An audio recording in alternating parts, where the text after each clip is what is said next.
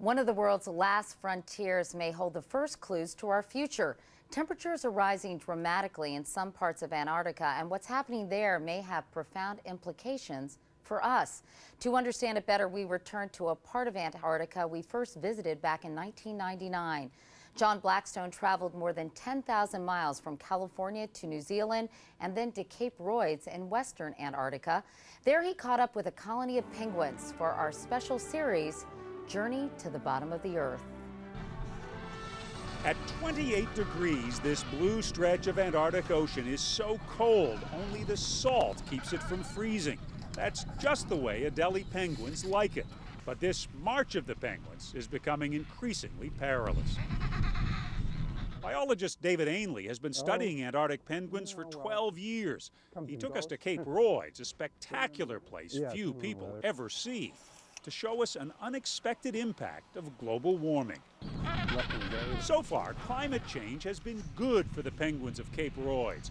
Clearing ice has left plenty of open ocean for feeding, but the air is still frigid, averaging just 15 degrees in summer. In the short term, Cape Royds is the place to be if you're a penguin. This year, 5,000 Adelie penguins converged at Royds to breed and raise their young. Penguins are the favorites of a lot of people. You know, they look like little people. CBS News first visited Ainley here in 1999. Penguins need some sea ice, but back then there was too much, forcing them to walk miles to get to the ocean. The chubby chicks we photographed then are among the parents at Cape Royds today. As cute and curious as they are, these penguins are also pretty tough. Here I am in my extreme cold weather gear, but for the penguins, this is a perfect Antarctic summer day. Just the right amount of sea ice and open water. But in Antarctica, there are fewer and fewer places that are just right for penguins. While the population is thriving at Cape Royds, on the Antarctic Peninsula, colonies are collapsing. There, temperatures have risen 5 times faster than in the rest of the world. Ainley's assistant, Jean Pennycook. They must have ice to live.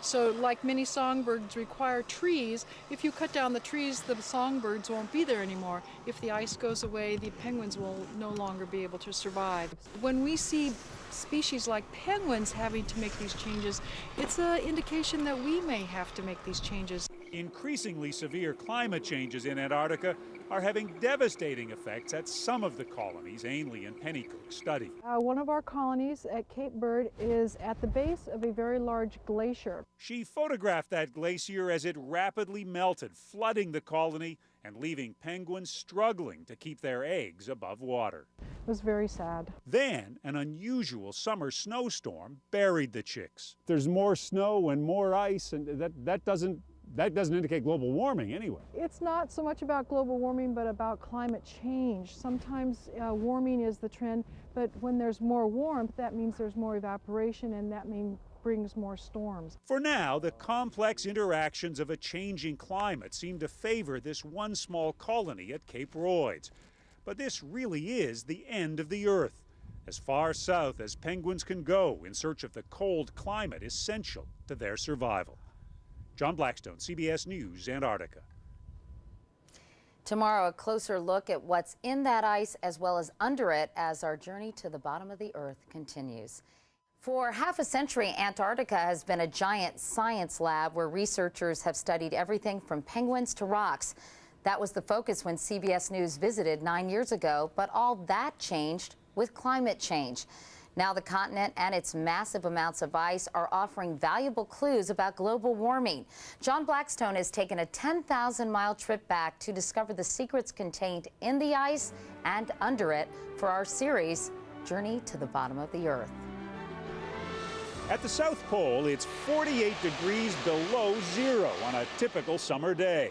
Welcome to the Earth's air conditioner. Antarctica holds 90% of the Earth's ice, 7 million cubic miles of it.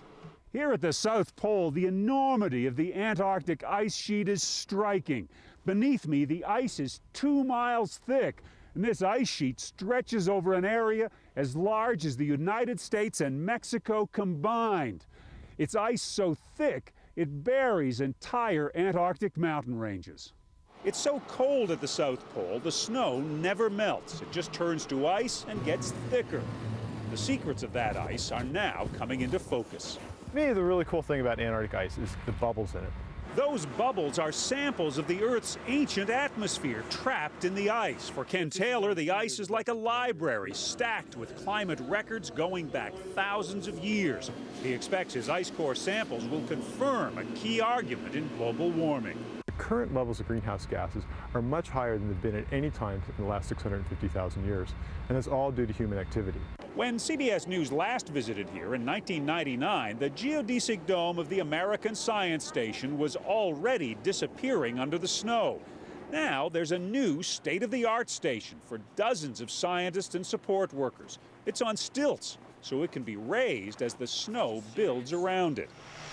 No one owns the South Pole, but the American presence here makes a subtle point about who's in charge, discouraging the kind of competing land grabs currently happening at the North Pole, where Russia even sent a submarine to plant its flag in the ocean floor beneath the pole. This station represents the U.S. presence and playing a key role in scientific research to understand our planet better. So the National Science Foundation is funding ambitious experiments here, while other science budgets are getting cut. This $272 million telescope drilled into the ice is looking down. It detects neutrinos, powerful particles from space that travel right through the Earth and may reveal how the universe was formed. There's a chance that this telescope, we're going to have great discoveries that no one will have been able to predict.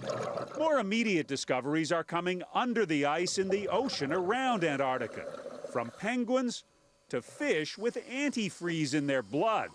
This is one of the last largely undisturbed ecosystems on Earth. Is a pycnogonid or a sea spider? I'd like to hold him. A sea spider. He doesn't bite, He doesn't, nope. And it's filled with unusual creatures. What I find interesting about this guy is that his shell's on the inside, so if you squish him, he's squishy on the outside and crunchy on the inside. That somehow survive when they should be freezing. There's a lot of things that these organisms can do which would be really great for us to be able to understand and apply to human biology. Like how doctors can use cold fluids to keep critically ill patients alive. Cool science from a frozen continent. John Blackstone, CBS News at the South Pole. Very cool. Thousands of researchers and explorers have visited Antarctica, and some of the stuff they left behind has been there for a century, frozen. Tomorrow, find out what's being done about it as we continue our journey to the bottom of the Earth. For decades, what people brought to Antarctica stayed in Antarctica, resulting in a vast wasteland of waste.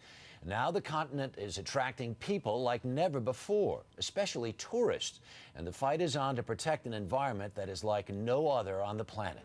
John Blackstone concludes his journey to the bottom of the Earth.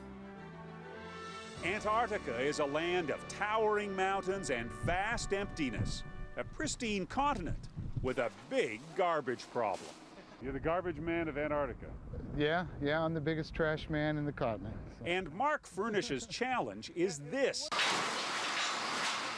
None of the trash produced at McMurdo Station, America's main Antarctic base, can be left here because it would be here forever. If you go down to Scott's Hut, down there on the point, you'll still see seal carcasses that haven't even completely decomposed yet. Been there for a century. Been there for centuries. One of the beauties of Antarctica and one of its problems is that nothing goes away. This is the hut explorer Robert Scott built in 1901. It's completely unchanged. Inside the hut, it's an amazing scene of the past preserved. Everything remains just as it was more than a century ago. In Antarctica, it's so cold and dry, nothing decays, it just freezes. Those leftovers are now historical artifacts, but scientists and support workers today follow tough rules for trash. Think your recycling is complex? They have to sort into 14 different bins. Got some mixed paper, which I'm going to put in here. Then it all gets packed up and shipped 10,000 miles to California, even food scraps. The burnables are going to get burned.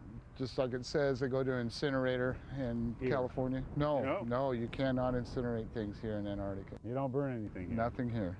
But the scientists aren't the only ones here.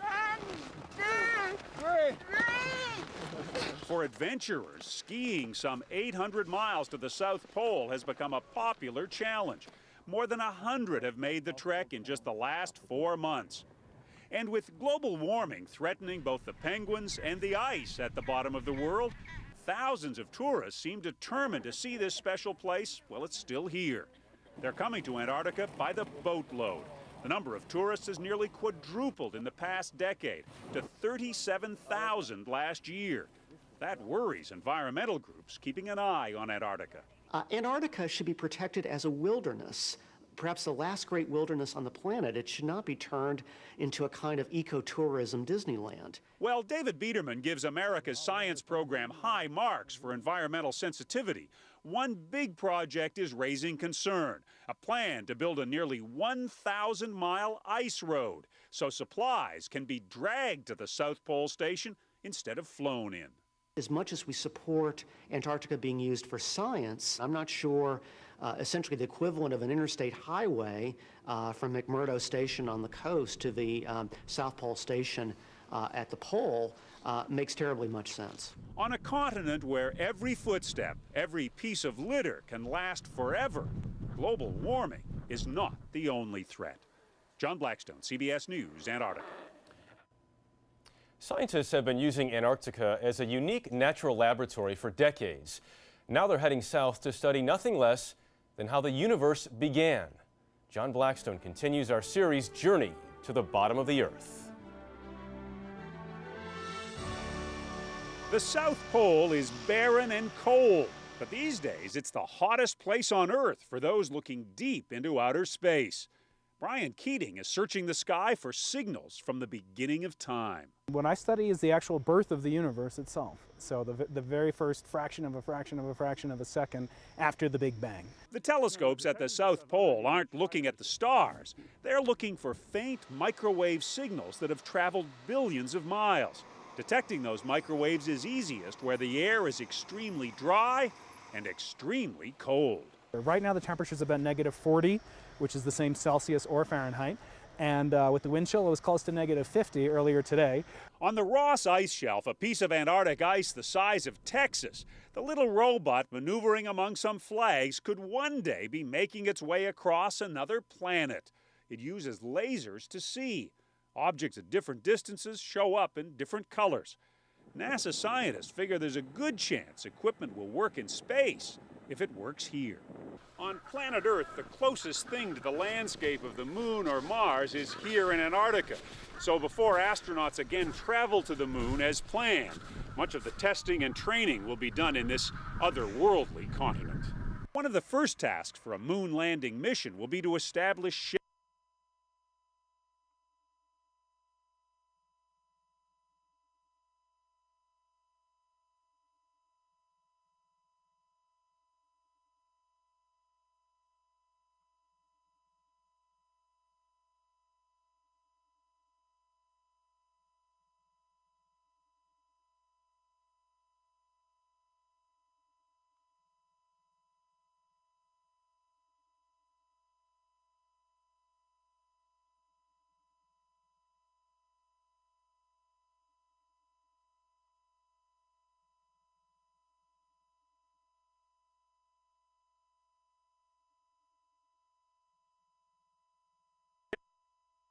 NASA brought this inflatable lunar residence to Antarctica as an early test of its capabilities.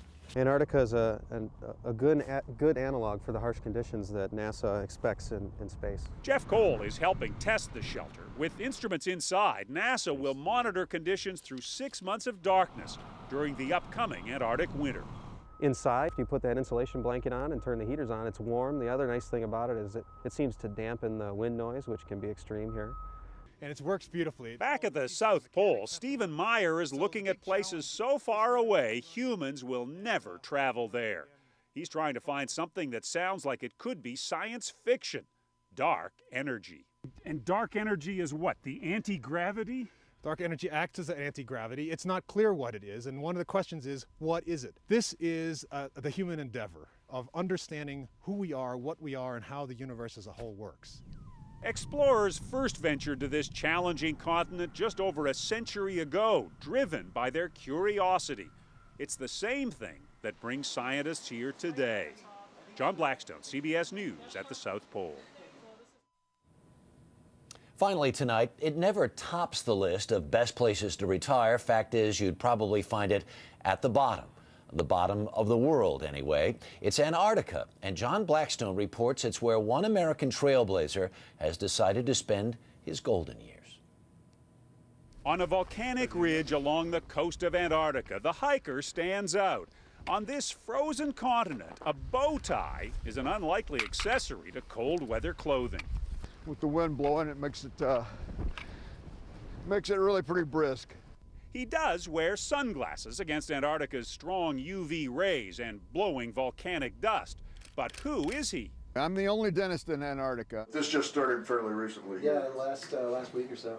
He's Dr. Fleet Ratliff, retired dentist from Olympia, Washington, now treating scientists and support workers in Antarctica. When he arrived, he decided everybody should know him. The bow tie did the trick. But his real story involves how he got the job. I heard an ad on the local radio station, and actually the local announcer kind of made fun of it. I'll never forget his comment. He said, "Who would want to go to Antarctica? It's cold down there. It's really cold." In Antarctica, the harsh climate and unforgiving landscape have claimed many lives. But it turns out Antarctica saved the life of the dentist with the bow tie. Because of the remote location and difficult conditions, everyone working in Antarctica needs a battery of medical tests. 3 years ago, at 63, Dr. Ratliff was feeling great when his doctor suggested one more test, a colonoscopy. And that's where they found that there was a problem, and a big problem. A big problem, and I ended up with surgery and then having to go through chemotherapy. For years, he'd resisted having a colonoscopy. He had no symptoms of his growing cancer.